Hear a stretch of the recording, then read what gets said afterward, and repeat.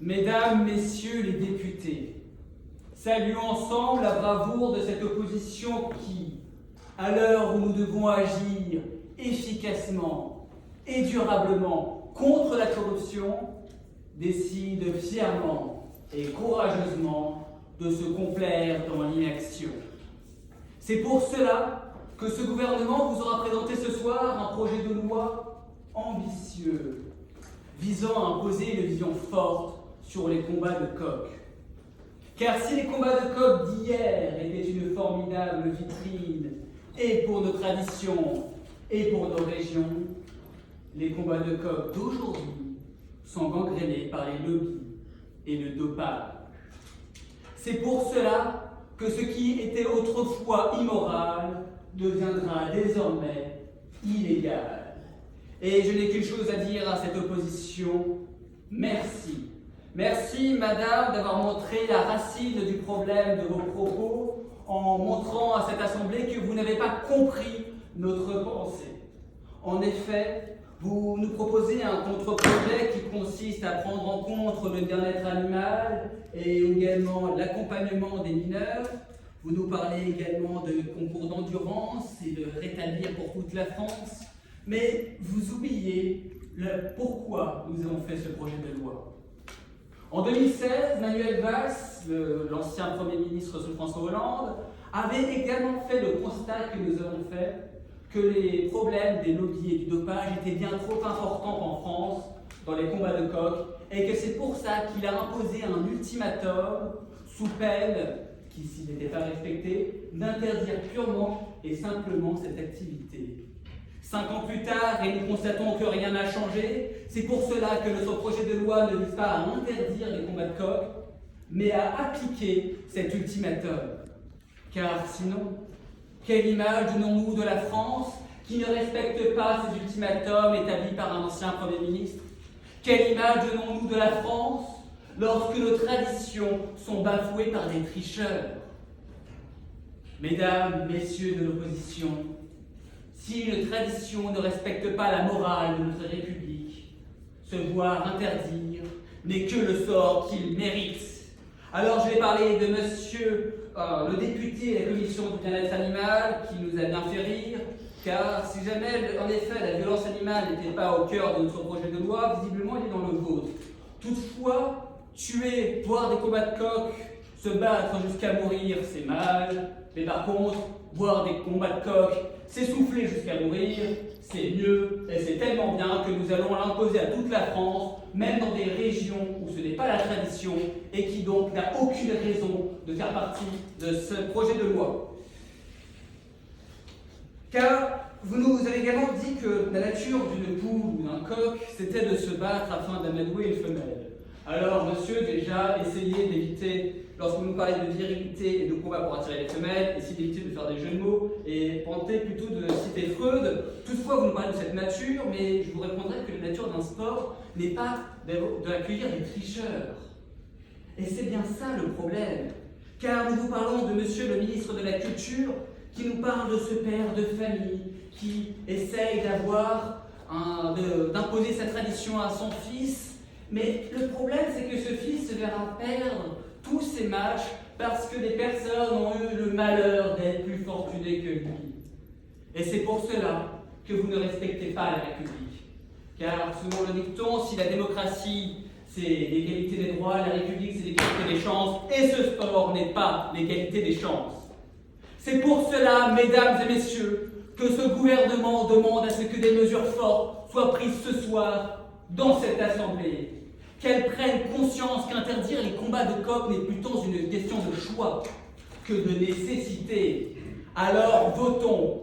Votons car nulle discipline mérite un tel sort. Votons pour prouver que nous avions le tort. Tort de croire que vous n'êtes que des lobbies sans âme, préférant l'argent à notre sport malade.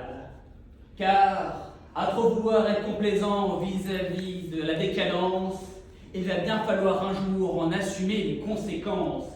Assumer de préférer l'inaction à combattre la corruption. Préférer d'assister à une tradition de tricheurs au détriment de nos éleveurs. Car, vous ne le savez peut-être pas, mesdames, messieurs, Mais ces coqueleurs qui souffrent en silence représentent eux aussi le visage de la France.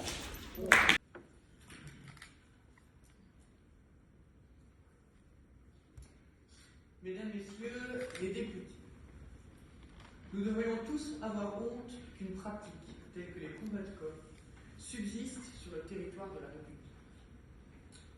Ces combats, consistant au combat de deux coqs, armés et entraînés toute leur vie pour cela, n'est en effet pas la vision que nous devons donner du sport et de la compétition dans notre nation. Effectivement, ce sport est marqué par de nombreuses tares, paris illégaux, eugénisme ou encore corruption et dopage des volatiles. Comment pouvez-vous expliquer que sur les 1000 éleveurs existants dans le Nord et le Pas-de-Calais, seulement 6 raflent toutes les victoires? Quel que soit le sport, on peut se douter que c'est un peu étonnant. Ce n'est pas ma vision de l'équité sportive. C'est pourquoi, avec ce gouvernement, nous vous proposons la fin des combats de coq en France, c'est-à-dire supprimer les exceptions qui existaient jusqu'à aujourd'hui. Les exceptions qui étaient accordées pour ces combats au Nord, au Pas-de-Calais, aux Antilles françaises et à l'île de la Réunion. Je pose votre question. Est-ce que votre interdiction s'étendra à toutes les races de coqs? Bien sûr, toutes les races de coqs, il n'y a pas de sujet là-dessus. Ce projet est la suite logique de la loi de 1964 interdisant les combats de coqs à l'exception de ces 4 territoires que j'ai cités juste avant et interdisant l'ouverture de nouveaux vélodromes même dans ces départements. Et cela fait également suite à l'ultimatum lancé par le gouvernement Valls en 2016 contre les quelques pratiques douteuses qui existaient déjà. C'était déjà leur constat il y a 5 ans. Il fallait nettoyer ce sport. Le constat est le même aujourd'hui, rien n'a changé, c'est pourquoi nous voulons supprimer, interdire les combats de coqs. Ainsi, à partir du 1er janvier 2022, il sera interdit de pratiquer sur l'ensemble du territoire national les combats de coqs. Sinon, ce sera puni par 2 ans d'emprisonnement et 30 000 € d'amende. C'est ce qui se fait actuellement sur les territoires dans lesquels les combats de coqs sont d'ores et déjà interdits. Monsieur Sawaya, ministre des Sports, prendra la parole pour vous expliquer l'impact du dopage dans les combats de coqs. Monsieur Buffando, ministre de l'Agriculture, lui, vous parlera des lobbying et de tout l'aspect douteux qui se cache derrière cette pratique du combat de coq. Quant à M. Turca, notre secrétaire général, il vous résumera la position du gouvernement dans le contexte de ce débat. Mesdames, Messieurs les députés, les combats de coq, à l'image de scandales comme l'affaire VAOM ou encore l'affaire Festina, nuisent à l'image de notre sport et donc à l'image de notre pays. Nous ne pouvons pas laisser cela continuer. Il est temps de prendre une décision forte pour le prestige du sport français et d'interdire les combats de coq qui font partie des liquidateurs des valeurs de Pierre de Coubertin dont nous avons reçu l'héritage. Ensemble, mesdames, messieurs les députés, osons mettre fin aux pratiques menées dans les combats de coq. Ensemble, rétablissons l'honneur du sport français et du sport en France.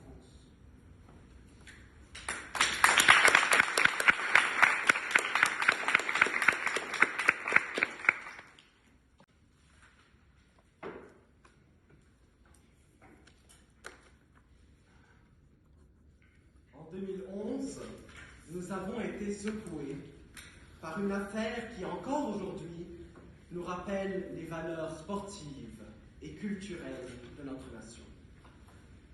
Lance Armstrong, le fameux cycliste, avait à cette époque été accusé de dopage intensif lors de ses participations au Tour de France. Nous avons tous été surpris, choqués, énervés, même vous, j'en suis sûr.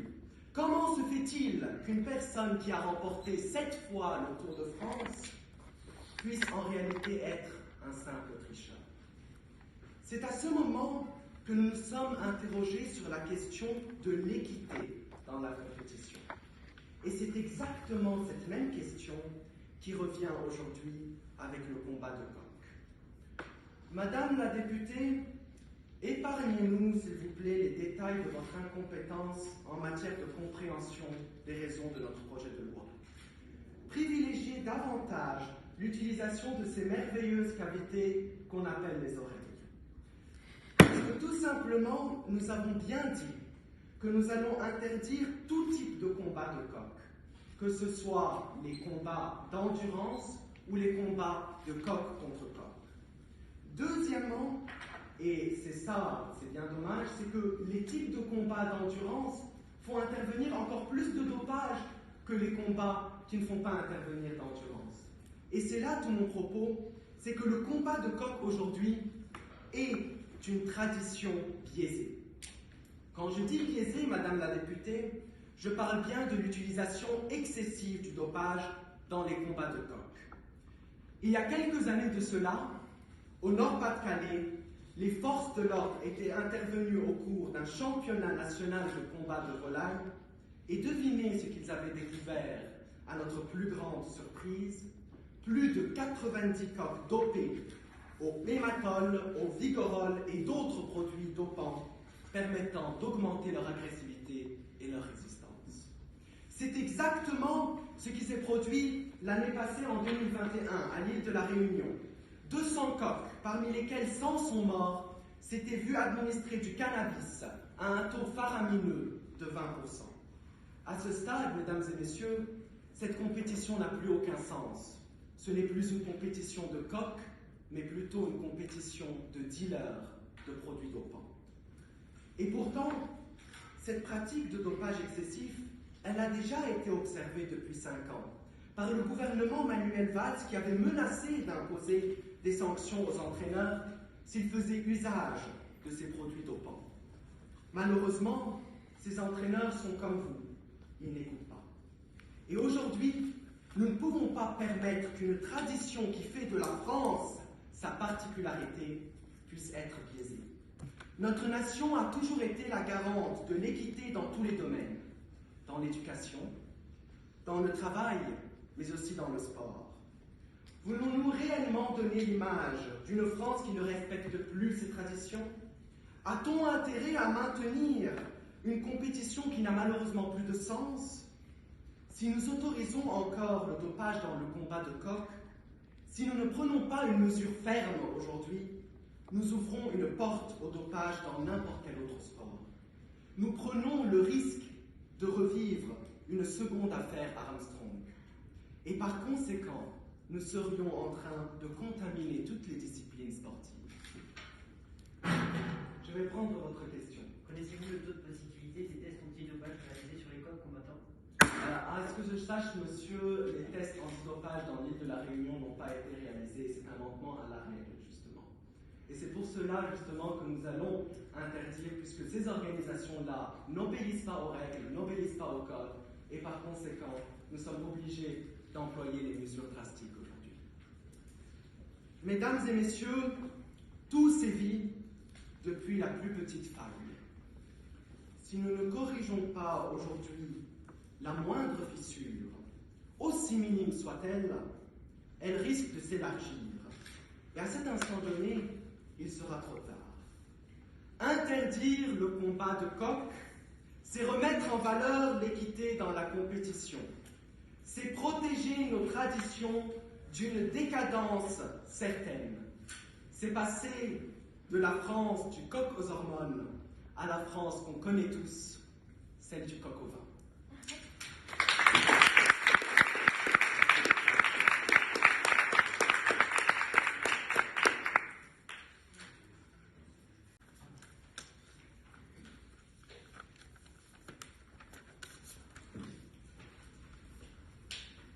Chère Assemblée, parlons peu, parlons bien, parlons sport. Si le combat de coq est un sport ancestral d'éleveurs qui mêle tant l'élevage, l'arène que le fumier, malheureusement, ce que nous connaissons aujourd'hui mêle davantage le dopage, l'injustice et la non-transparence. Et oui, monsieur, vous oubliez également ces lobbies qui influent les résultats de ces concours. Et c'est bien dommage pour vous. Car finalement, nous souhaitons aujourd'hui appliquer directement l'ultimatum de M. Valls en interdisant les combats de coq. Ce qui nous permettra de toucher directement ces lobbies, mais également les petits éleveurs qui sont désavantagés. Car si ces derniers se font donc de plus en plus rares, car ils peinent vis-à-vis de ces concours et ils perdent ces concours, les lobbies, quant à eux, font rage et créent des inégalités.